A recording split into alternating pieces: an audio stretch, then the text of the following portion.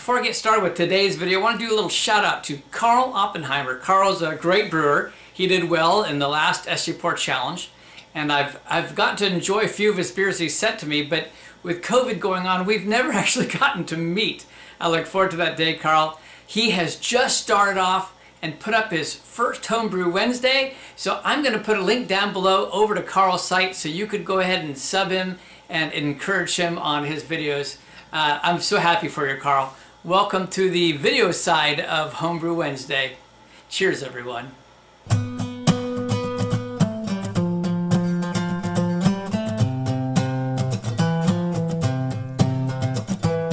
Kevin at Clements Homebrew coming at you.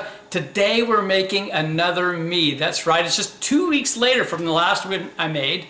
Today we're going to make a blueberry mead. Now, some of you may have seen my last blueberry mead video way back in January 7th of 2015 is when I put that up. The one difference is I'm going to change the yeast. That mead came out so good, just enjoyed that for years, and I even shared it with a few friends that really liked the mead.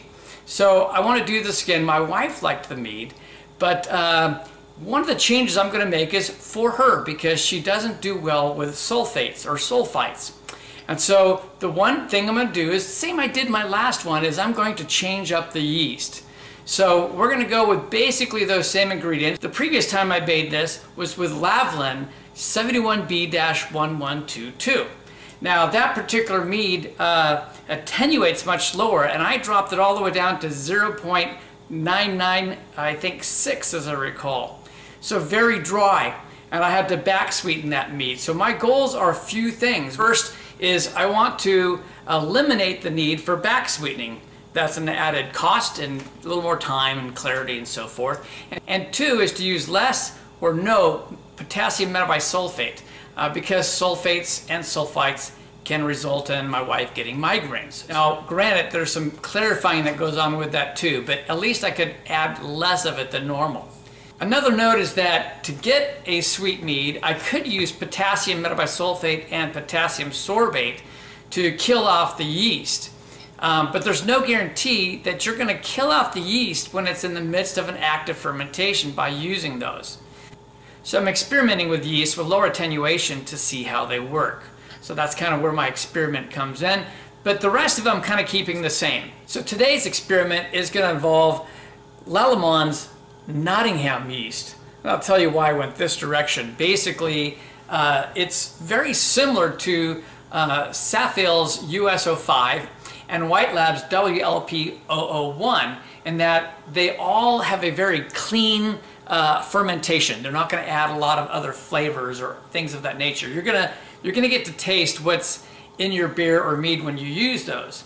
The one primary difference, though, by using the Nottingham yeast is that it has a higher flocculation.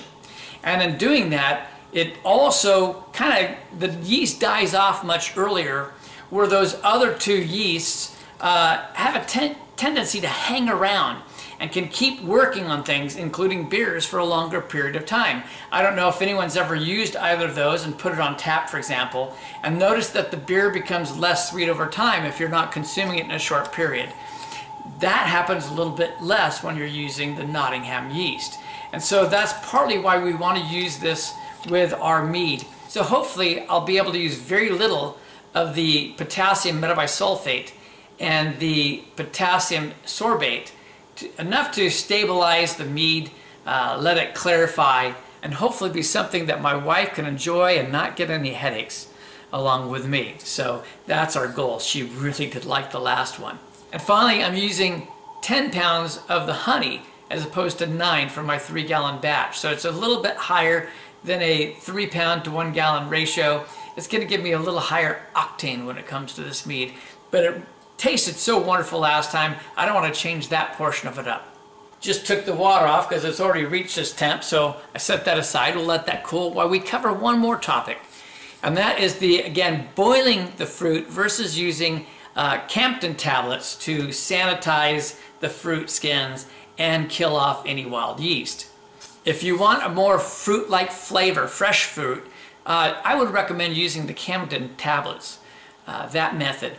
But again, because the previous time I did not boil, but I did heat or cook, if you will, stew the blueberries, and the flavor was so wonderful. We're going to continue with that same process.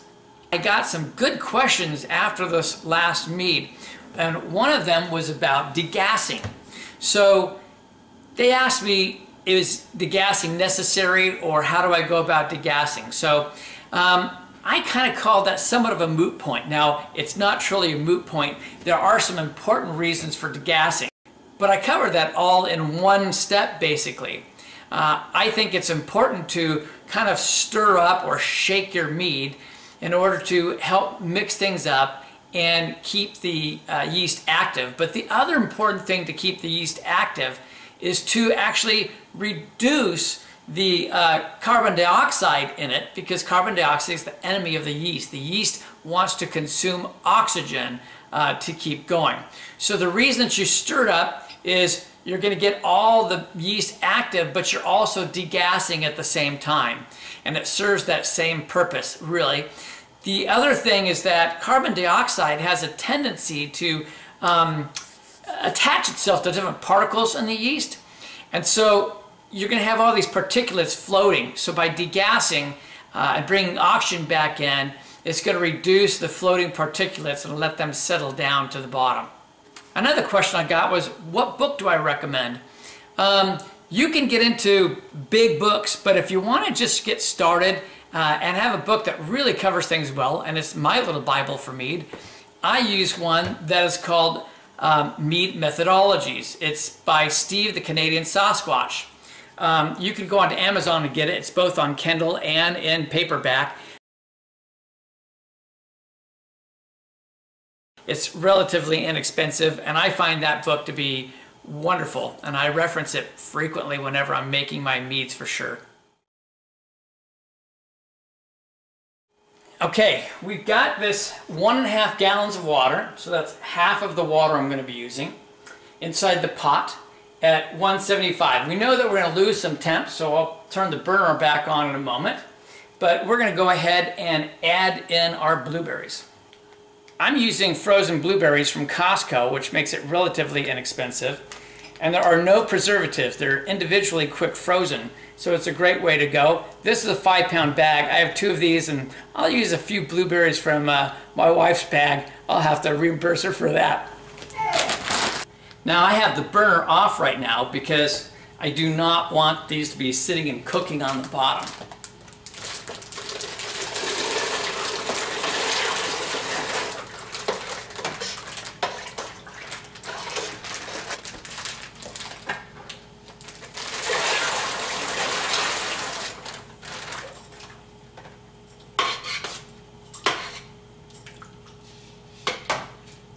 I'm going to go ahead and turn the heat on, but I'm going to put it on very low, just so we can get it back up to about 175. Now I know all the controversies about different types of honey that you can use.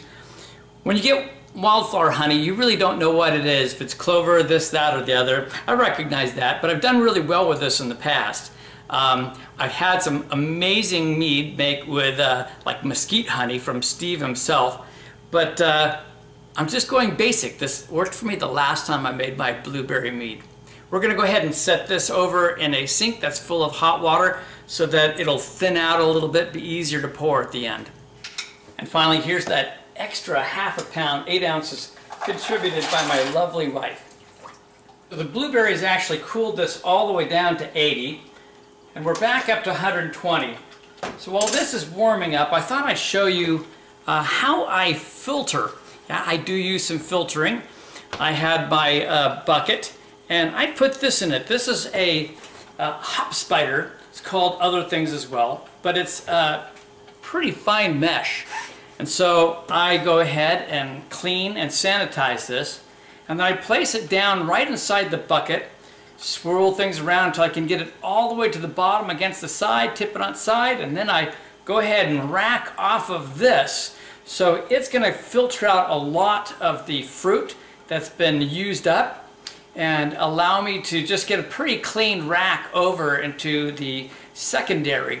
I suggest looking at something like this. If you're interested in what I do for filtering beers, and mead in this case, you might take a look at my video. I've got one that's easier to find if you go over to Rumbly.com. Looks like Rumble.com, but Rumbly, and I've got a video showing how I use this along with Bouncer filters to filter out my beer. Bouncer, if you want to check out their website, it's bouncer.beer. Bouncer.beer.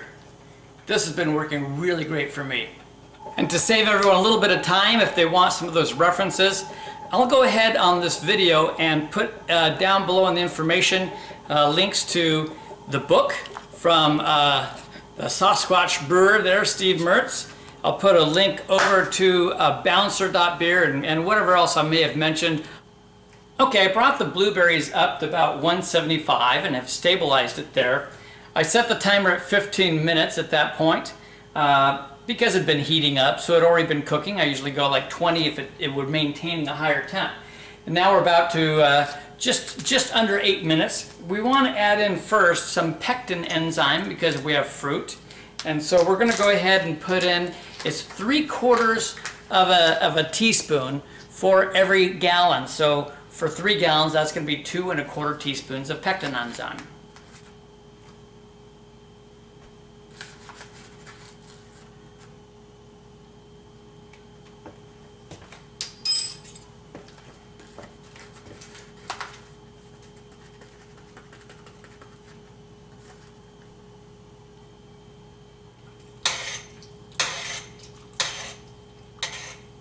The next thing we want to do is put some wine nutrient blend in, and we're going to go ahead and do that now. 1 teaspoon.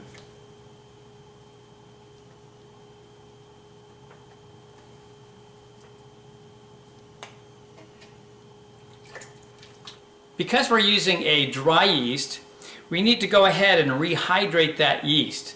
So Nottingham recommends that you use 100 milliliters, which is just slightly less than half of a cup. We're going to go ahead and sprinkle this into there. This is filtered water. We have no chlorine or chloramines in it. When doing this, you're just going to go ahead and sprinkle it on in there.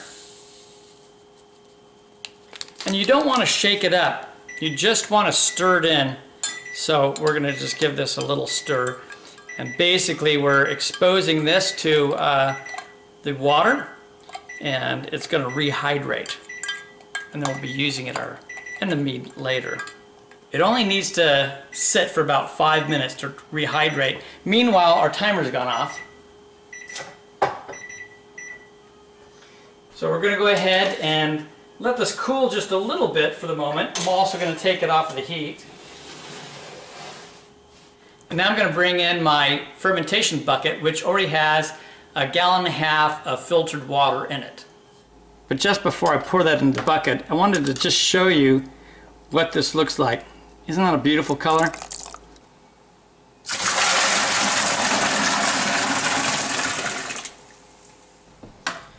Give this a stir, but we did drop it on top of the cooler water, which is helpful. It's at 122.7, so we don't need to lower the temperature much more in order to introduce the honey. Ideally, we want to introduce it about 110 to 115 degrees. That's enough to kind of help it liquidate, if you will, into the water, but also not so hot that we're going to lose all the wonderful aromas and flavors so they don't come off with the steam. Stirring also gives us an opportunity to somewhat oxygenate the water and fruit, and we'll do that again after we introduce the honey and once more before we get it down to temp in order to introduce the yeast. Now that we're down to temp, we're going to go ahead and add our honey in. Now, I did clean off the top of this with sanitizer previously.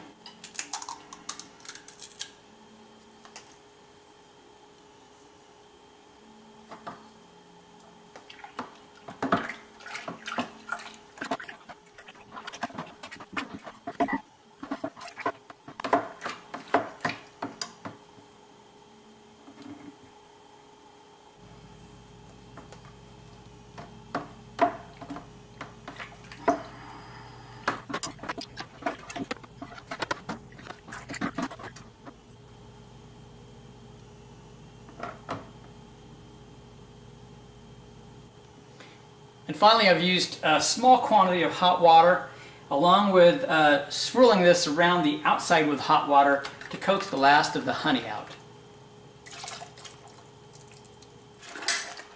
And then hopefully, being that we had mixed the honey in at about 115, that temperature is going to be enough then to help mix that honey in and create our must. In addition, the stirring vigorously, you can see the foam up on top, will help oxygenate the must. And we'll do this again before we introduce the yeast.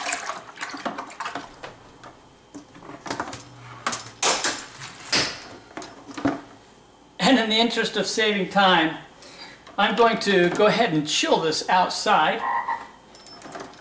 I'm using my Jaded chiller, which is very efficient, so I'll probably only run it maybe 2 minutes to get it down to the temperature we want.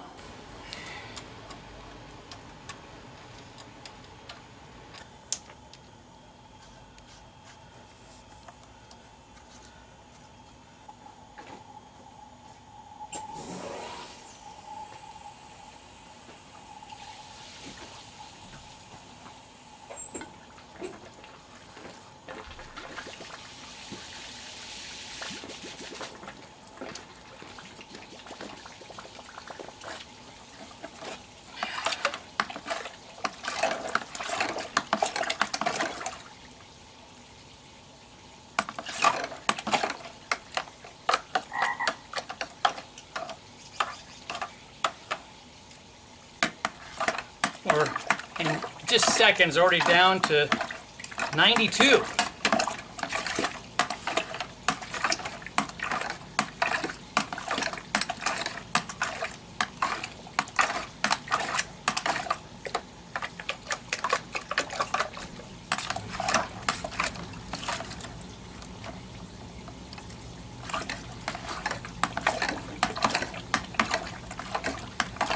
And just that quick, we're at 83 degrees.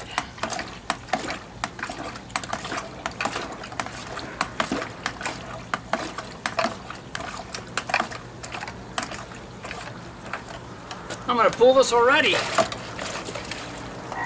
As before, everything's been cleaned and sanitized, so I'm going to go ahead and pull out some of the must so we can get a measurement.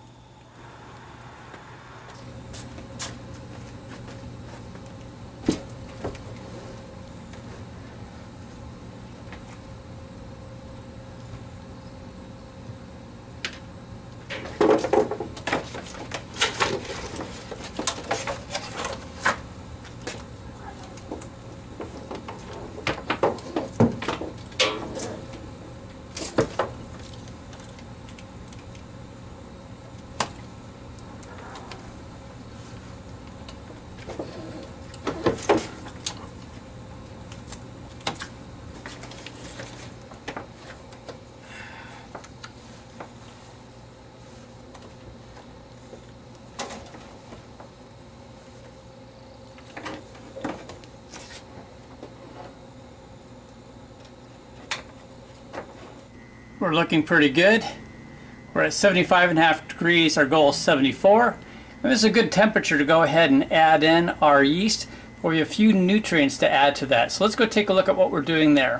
Okay, we checked the original gravity. It's at 1.102. And we have to remember, technically it's going to be a little higher because we have sugars that aren't being measured that have come from the blueberries. Meanwhile, I've taken some must from our mead making, and I've added in with our yeast. And now I'm going to go ahead and add in a few more things. The first is some yeast energizer. We had some yeast nutrient previously. That's giving it nutrients. This is some energizer. We're going to use 1 teaspoon of this. We're going to add in a 1/4 teaspoon of Fermaid K. Some people call it K-Firm. And finally, I'm going to use another 1/4 teaspoon of Go-Firm. I'm going to go ahead and mix those in. And once we've got these mixed in, I'll go ahead and add that into the must, as we would call it now, our mead, outside. It's already hooked up, as you can see, to my temperature gauge, etc.